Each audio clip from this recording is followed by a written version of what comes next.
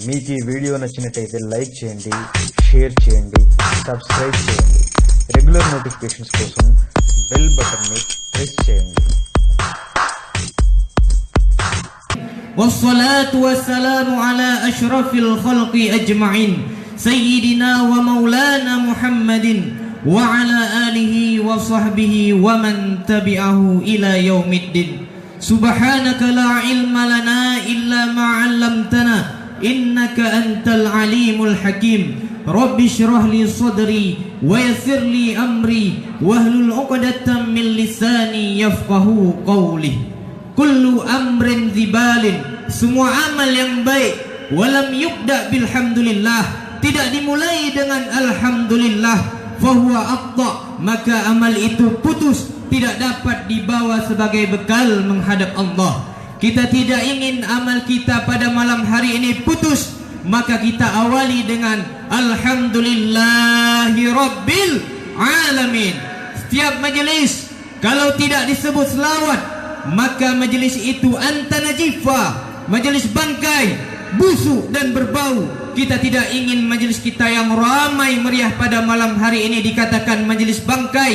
Maka mari kita sama-sama berselawat, Allahumma salli ala sayyidina Muhammad wa ala alihi wa sahbihi wa barik wa sallim. Laisa minna, tidak diakui sebagai umat kami, kata Nabi SAW. Malam yarham saghirana, siapa yang tidak sayang kepada yang kecil adik-adikku semuanya yang kusayangi, insyaallah kita semua dimuliakan Allah. Adapun penghormatan ta'zim bil khusus kepada Abu Rohani kita bersama rahimahullah, kepada seluruh dewan guru, dewan juri, hadirin, hadirat, insyaallah kita semua dimuliakan Allah. Andai Allah menurunkan hanya satu surat ini saja, tidak ada 113 surat yang lain, lakafa, cukup. Begitu kata Imam Muhammad bin Idris, meninggal di Fustab, Kairo tahun 204 Hijriah. Surat apakah itu? Banyak orang yang membaca surat ini, bahkan banyak juga yang menghafal surat ini, tapi sedikit orang-orang yang memahami makna isi kandungan surat ini. Oleh sebab itu, pada malam yang berbahagia ini, izinkanlah Al-Fakir untuk menyampaikan sedikit syarahan singkat yang berjudul mengarungi makna surat Al-Asr. Allah Subhanahu wa taala berfirman, A'udzu billahi minasyaitonir rajim. Bismillahirrahmanirrahim. Wal 'asr, demi waktu. Orang barat berkata time is money, waktu adalah uang, karena mereka membangun peradaban materi. Jika ada materi, maka waktu bermakna, sedangkan Islam mengajarkan wal 'asr, demi waktu. Karena yang pertama ditanya di hadapan Allah nanti bukan harta, bukan kedudukan, tapi yang pertama ditanya adalah waktu yang pernah kuberikan, kemana kau pakai. Dalam sebuah riwayat hadis, Rasulullah SAW bersabda, La tazulu qadamu bani Adam yaumal qiyamah, kaki anak Adam hamba manusia tidak akan bergerak pada hari kiamat. Sampai kapan? Hatta yus'al, sampai dia ditanya. Pertanyaannya berapa? Latus'alunna yawma izin anin na'im, semua nikmat ditanya. Kalau sudah bercerita tentang nikmat, berapa nikmat yang diberikan Allah? Wa in ta'uddu ni'matallah, kalau kamu hitung nikmat Allah, la tuhsuha, kau tak dapat berapa menghitungnya. Siapa yang sanggup menghitung hembusan nafas? Siapa yang sanggup menghitung detak jantung, tetesan darah? Siapa yang sanggup menghitung kedipan mata, bisikan hati? Tak ada satupun yang dapat menghitung. Tapi di antara nikmat yang banyak itu, yang pertama ditanya adalah an umrihi fima afnah, umur yang pernah diberikan, kemana kau pakai? Setelah Allah bersumpah demi waktu, padahal biasanya dia bersumpah demi makhluk yang besar, was-samai wat-tariq, demi langit, wasyamsi wa duhaha, demi matahari, wal qamari iza talaha, demi bulan, makhluk yang besar, tapi saat lain dia bersumpah demi waktu sampai 6 kali menurut urutan waktunya. Ketika terbit fajar dia bersumpah wal fajri walayalil ashr. Ketika masuk waktu subuh dia bersumpah was-subhi idza tanaffas. Ketika masuk waktu duha dia bersumpah wad-duha wal-laili idza saja. Ketika masuk waktu siang dia kembali bersumpah wan-nahari idza tajalla. Ketika masuk waktu petang dia bersumpah wal asr innal insana lafi khusr. Ketika masuk waktu malam dia bersumpah wal-laili idza yaghsha wal-laili idza saja. Ini menunjukkan betapa besarnya waktu, melebihi besarnya matahari, bulan, melebihi makhluk yang lain. Karena kita berada dalam ruang dan waktu akan ditanya. Setelah itu Allah berfirman, innal insan, sesungguhnya manusia, lafi, lam menunjukkan penekanan makna, sungguh, lam jika dibaca panjang, la tidak, tapi jika dibaca pendek, lafi khus. Innal insana lafi khus, sesungguhnya manusia sungguh pasti dalam kerugian. Orang kaya rugi, orang miskin rugi 2 kali. Orang yang punya kekuasaan rugi kalau tidak memakai waktunya. Yang tak punya kuasa rugi 2 kali. Maka siapa yang beruntung?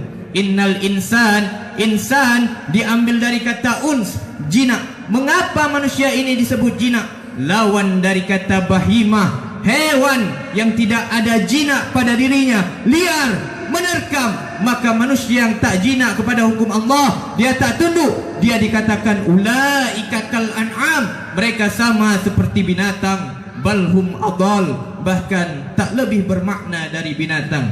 Maka kita juga disebut sebagai insan dari kata nasiya, lupa. Orang-orang yang lupa itu mesti diingatkan. Ingat mengingatkan disebut dengan tausiah, disebut dengan tazkirah, disebut dengan saling pesan memesankan, saling ingat mengingatkan. Fadzakir, beri peringatan. Innal insan, manusia yang jinak. Innal insan, manusia yang pelupa itu diingatkan bahawa dia lafi khusr, sungguh pasti dia berada dalam kerugian.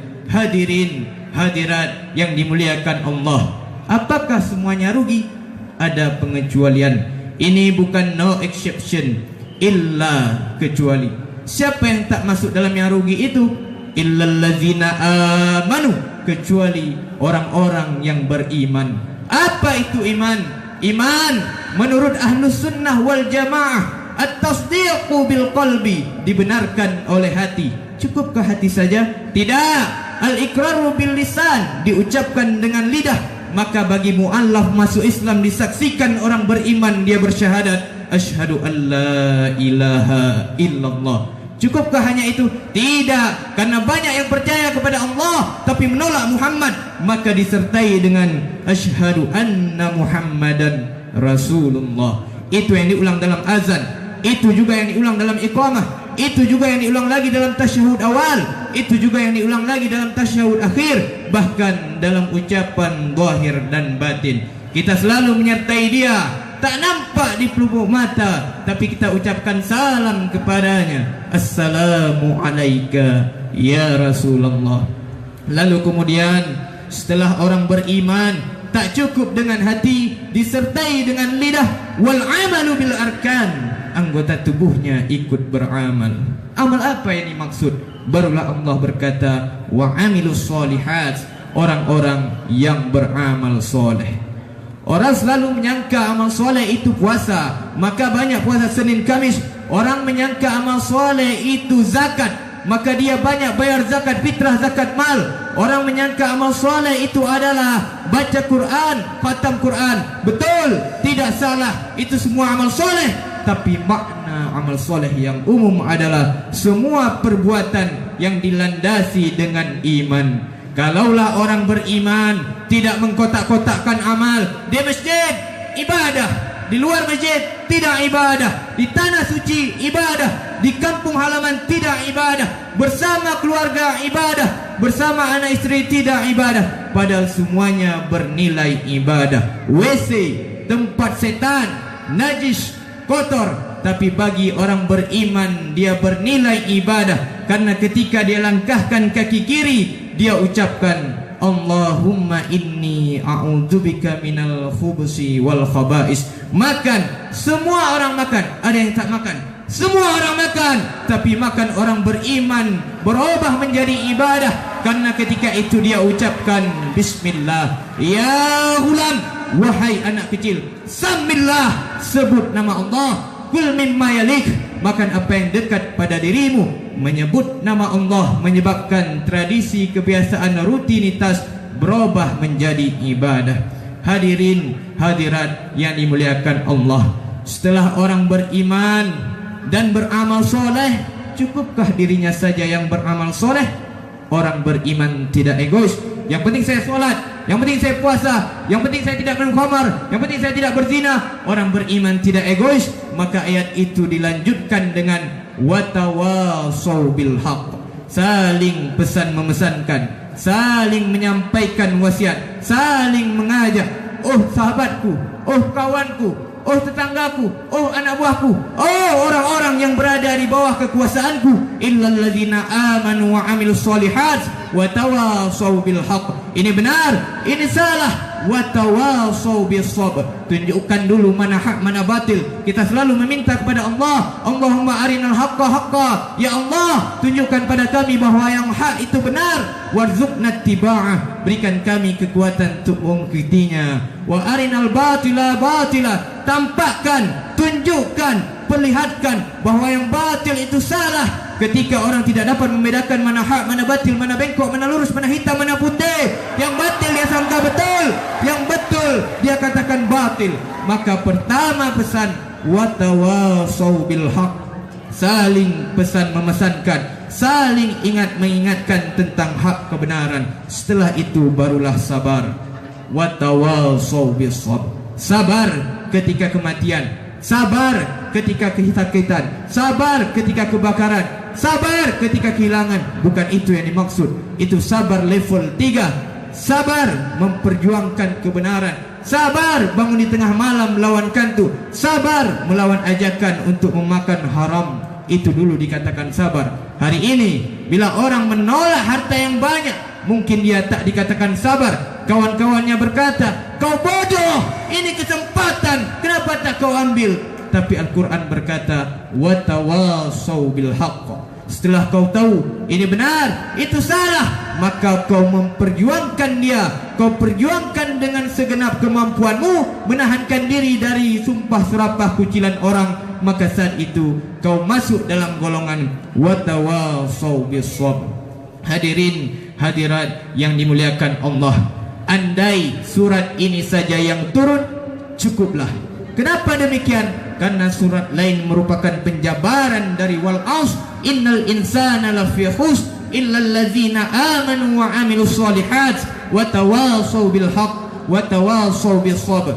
Hablu minallah, hablu minan nas terjalin dalam surat ini. Dan surat ini terletak di antara, diapit oleh dua surat. Dia terletak di antara surat Al-Hakumut Takasur dan setelah wal surat Al-Lumazah. Apa rahasia di balik ini? Pertama, orang sibuk dengan harta. Al-Hakumut Takasur, kamu sibuk dengan saling berbanyak-banyak, berbangga-bangga, banyak harta, banyak kuasa, banyak anak, banyak ilmu, kemasyhuran, popularitas. Sampai kapan? Hatta zurtumul maqabir, sampai di kubur, sampai mulut di sumbat tanah, barulah kau berhenti. Ini materi. Setelah itu datang wal aus. Ingat, sampai masanya kau akan mati, dan yang kau bawa hanya satu, illal ladzina amanu wa amilus solihat. Dan setelah wal aus Allah ingatkan, kau sudah baik, kau sudah beriman, jangan kau rusak imanmu dengan caci maki, sumpah serapah.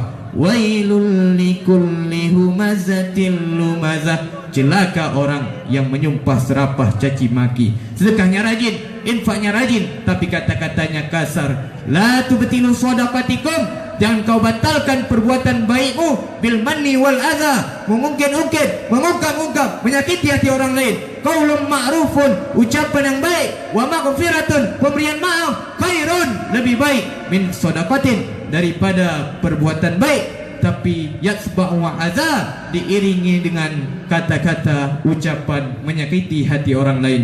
Kalau galah patah bisa disambung, kalau kaca pecah bisa direkat, tapi kalau hati sakit, kemana obat akan dicari? Hadirin hadirat dimuliakan Allah, itulah makna surat Al-Asr versi Al-Fakir. Mudah-mudahan dapat bermanfaat untuk semuanya. Hadanallahu wa iyyakum ajma'in. Assalamualaikum warahmatullahi wabarakatuh.